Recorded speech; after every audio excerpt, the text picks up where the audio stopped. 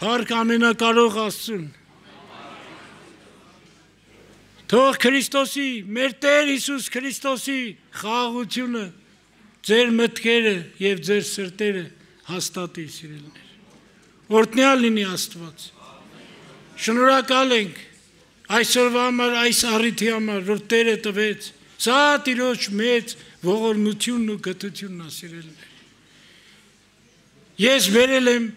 Լոս Անջելեսի ձեր քույր եղբայրների եւ մեր հովիվ Արսեն եղբոր բարևները ձեզ, սիրելիներ։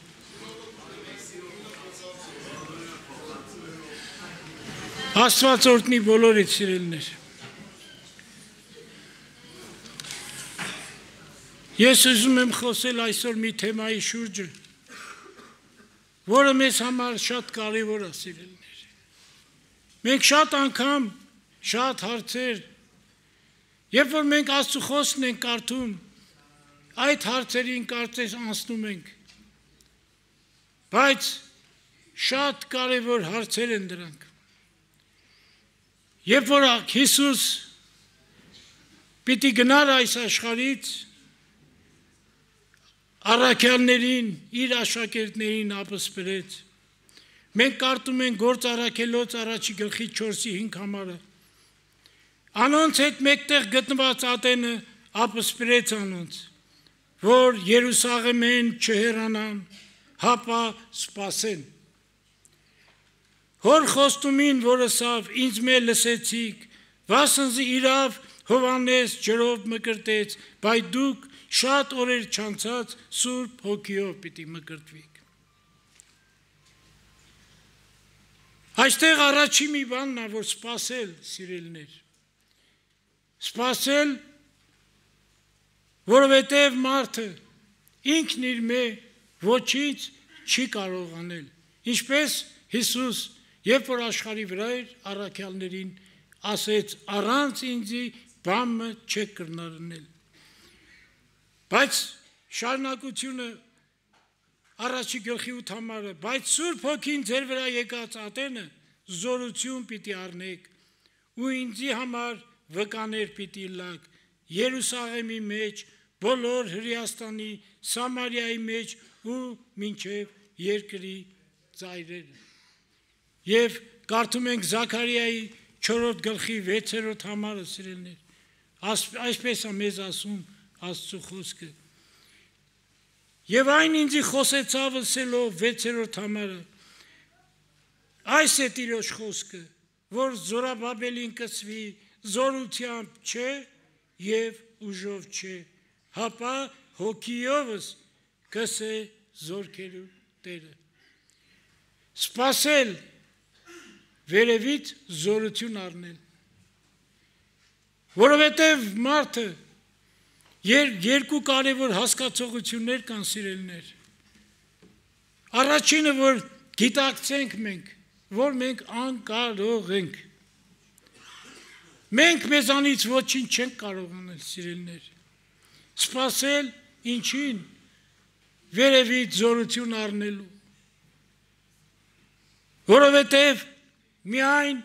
զորություն տվողը ամենակարողն է, ամենակարող Աստվածը, որ մեզ զորություն է տալիս ամեն բաները, ամեն բանի մեջ։ Նա է տալիս զորություն, որովհետև նա ինքն է զորություն, ամեն բաները, ամեն բանի մեջ, սիրելիներ։ Դրա համար կարևոր մի հատկության մասին ուզում եմ խոսել, դա սպասելն է, սիրելիներ։ Սպասել զորություն առնելու։ Սպասելը շատ տարբեր բաների կարող է սպասել։ Սպասել Աստծո գործողությանը, սպասել Աստծո պատասխանին, սպասել Աստծո ներկայությանը, սիրելիներ։ Սպասելը 3 տեսակ լինում։ Կա սպասել, կա սպասելով սպասել, որ կոչվում է դարձյալ սպասել։ Եվ կա լրիք սպասել։ Աստծո խոսքն է սրանք ասում։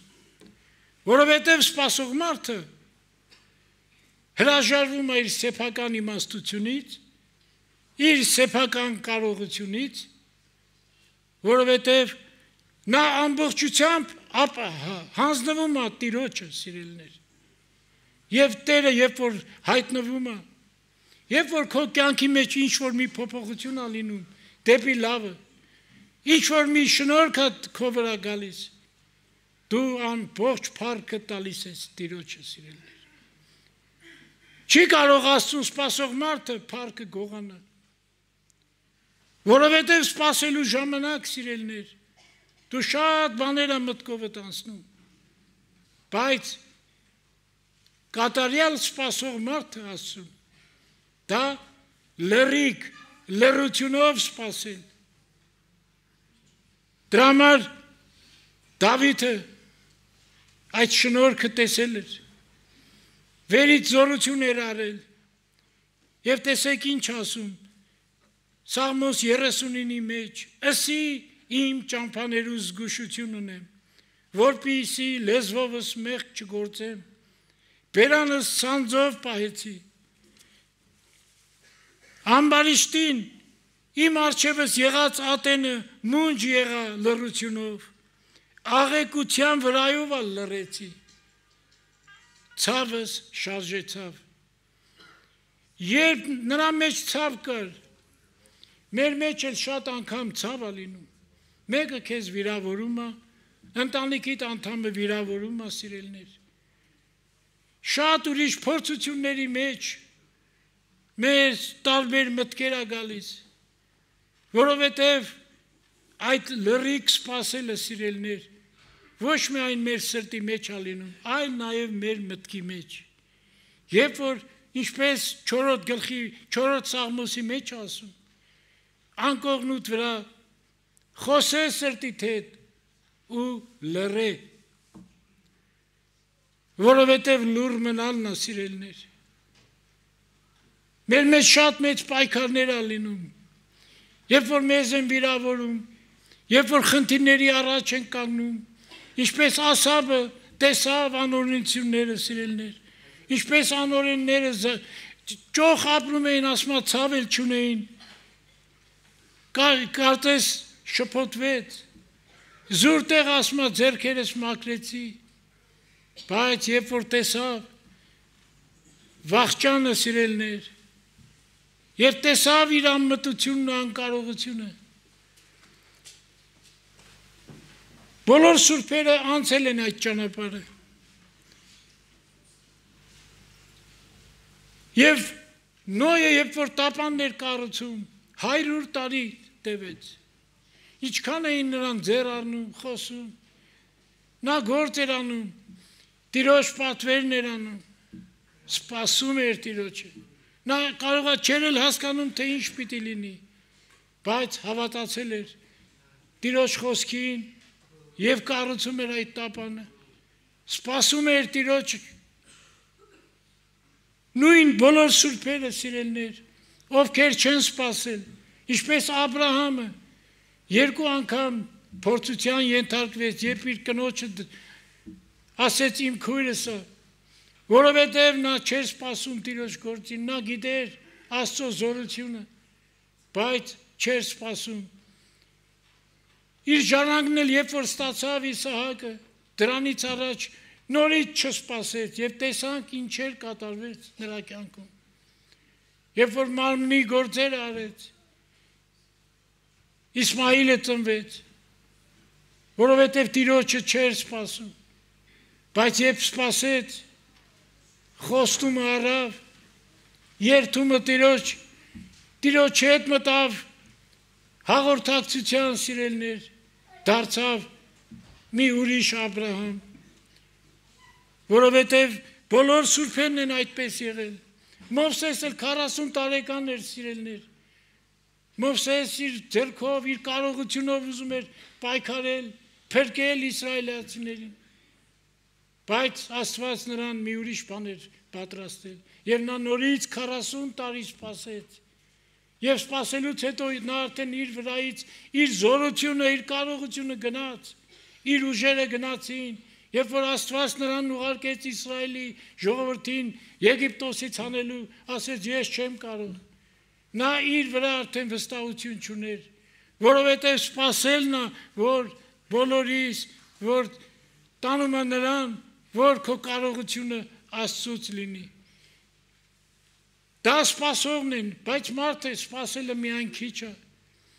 Սավուղ 7 օր սպասեց։ Աստծուց ուներ պատվեր, Սամվելը նրան պատվիրել էր, որ 7 օր սպասի։ 7 օր սպասելուց հետո նա ինքը իրեն արգելված գործը արեց։ Աստծու խոսքին անհնազանդություն արեց, երբ Սամվելը եկավ ասեց հիմարություն արիր։ Ասում է դու ես սպասեցի, դու չեկար, դրա համար արեցի, որովհետև ժողովուրդը ցրվում էր իմ մոտից։ Տեսեք սիրելներ, իսկ Դավիթը ասում է սպասելով սպասեցի։ Եվ սպասելով սպասելը տեսեք Դավիթը Սաղմոս 49 համար այսպես է գրված։ 40 համարի առաջի երկրորդ խոսքերը։ Սպասելով սպասեցի Տիրոջը, որ ծռեցավ ինձի ու լսեց իմ աղաղակս, եւ զիս կորսյան փոսից տղմալից կավից հանեց։ Այո, սիրելներ, երկար տարիներ Հովսեփ բանտի մեջ էր։ Նա սպասում էր, նրա հավատքը Տիրոջ վրա էր, իր ապավինությունը Տիրոջ վրա էր, եւ ոչ մի բան չի գրված Աստվածաշնչի մեջ, որ նա բողոքեր սիրելներ։ Նա սպասում էր Տիրոջ խոսքին եւ դրա մասին վկայում է Գործարաքելոցի մեջ Պողոս Արաքյալը, որ Աստծու խոսքը փորձեց Հովսեփին։ Եվ հետո մենք գիտենք, որ Հովսեփ բանտից դուրս եկավ եւ Աստված նրան ինչեր էր պատրաստել։ Բոլոր սուրբերը, ինչպես Զաքարիա մարգարեն 30 տարի աղոթք էին անում, նա երեխա չուներ, եւ մինչև վերջ 30 տարի սպասում էին Տիրոջը։ Հետո մենք տեսանք, թե Տերը ինչ մեծ ողորմություն արեց սպասող մարդուն, սպասելով սպասող մարդուն 30 տարի, եւ ով ծնվեց Հովանես Մկրտիչը, սիրելներ, ով կարող այդպիսի բան մտածել, 30 տարի սպասելով սպասել, իսկ Դավիթը լրիկ էր սպասում, ինչքան դժվարություններ կա մեր կյանքում, ինչպես Հոբը, սիրելներ, նա լրիկ սպասեց, իհարկե ոչ, Հոբի մեջ երբ որ այդ փորձությունները հերթով գալիս էին, եւ չարը գիտեր, եւ այս երկրորդ փորձությունը որ ասեց, դու նրա մարմնին կպիք, տեսեք ոնց կբողոքի։ Եվ Հոբը անցավ այդ փորձությունները, բայց իր մտքի մեջ այդ լրիկ սպասումը չկար։ Տիրոջն էր փնտրում, Տերը դա էր ուզում, բայց ասում է գտնեմ Տիրոջը, իմ արդարությունս նրա առաջ ցույց տամ, եւ ասում է ես հարց տամ, Տերը թող պատասխանի, Տերը հարց տա, ես կպատասխանեմ, սա լրիկ սպասել չէ, որովհետեւ նա ոչ թե իր Աստծո արդարության ու զորության վրա էր հիմնված, այլ իր, երբ որ Աստծուն հանդիպեց սիրելներ, ինչ ասեց, մեկ անգամ խոսեց, այլ պիտի լռեմ, եւ նա լռեց, եւ Աստված խոսեց։ Դրա համար մեր կյանքում էլ սիրելներ, շատ կարևոր է, որ ինչպես Աստծու խոսքն ասում, ժամանակին ասված խոսքն հարգի։ Ժամանակին ասված, մենք շատ անգամ չենք համբերում։ Փորձությունների, դժվարությունների մեջ սիրելներ։ Մենք շատ լինում է, որ մենք կարծես համբերում ենք, կարծես սպասում ենք, բայց մեր մտքի մեջ, մեր սրտի մեջ ինչ պատերազմ է գնում։ Եթե մեկը քեզ վիրավորում է, եթե մեկը քեզ անարգում է, այո կարող է սպասես, չես պատասխանում, բերանով չես պատասխանում, բայց սրտիդ մեջ չես լռում։ Դու մտածում ես, անգամ սրտիդ մեջ կարող է մարդասպանել լինես։ Բայց Աստծու խոսքը ասում է լրիր եւ սպասիր, ինչի է Տերը ասում, ձեր անձի համար վրեժ մի լուծեք, վրեժը իմն է։ Եվ այդպես մարդիկ չեն ներում, սիրելներ, ովքեր իրենց սրտի մեջ վրեժ են ունենում։ Շատ ուրիշ հարցեր կա, ժամանակի համար ես չեմ ուզում երկար խոսել։ Այս թեման շատ երկար թեմա է, շատ կարևոր է, սիրելներ, որ Աստծո ժողովուրդը սպասի վերևից զորություն առնելու։ Շատ ընտանիքիդ մեջ կլինի, եկեղեցու մեջ կլինի, ուր էլ որ լինես, իմացի, որ Տերը ամեն բանից տեղյակ է։ Դու միայն սպասի եւ Տերը կատարյալ լուծում կտա, սիրելներ։ Մենք առաջ ենք գնում, ինչպես Առակաց գրքի մեջ ասում, իմաստունը վտանգը տեսնելով կզգուշանում է, իսկ անմիտը առաջ է գնում ու վնաս է գրում, որովհետև Աստծո չի սպասում, Աստծո զորությանը եւ կարողությանը չի սպասում, սիրելներ։ Դրա համար թող Տերը բոլորիս ինձանից սկսած իմաստություն տա, որ մեր տեսածով չդատենք, ինչպես Հիսուսն էր ասում, Հիսուսը չէր դատում իր տեսածով, նա գիտեր եւ սպասում էր հորը, որ հայրը ամեն հարցերին լուծում պիտի տա։ Թող Տերը օրհնի բոլորիդ, իմաստուն անի, որ կարողանաք սպասել, դարձյալ էլ սպասել եւ լուր սպասել, եւ դուք կստանաք այն լուծումը, որը Տերն է ուզում, եւ ոչ թե մեր սրտի ուզածը, որովհետեւ մեր բոլոր կռիվները մեր մտքի ու սրտի մեջ մեր ցանկություններն են, որի հետևից գնալով մենք վնաս ենք կրում։ Աղոթ կանենք, սիրելի։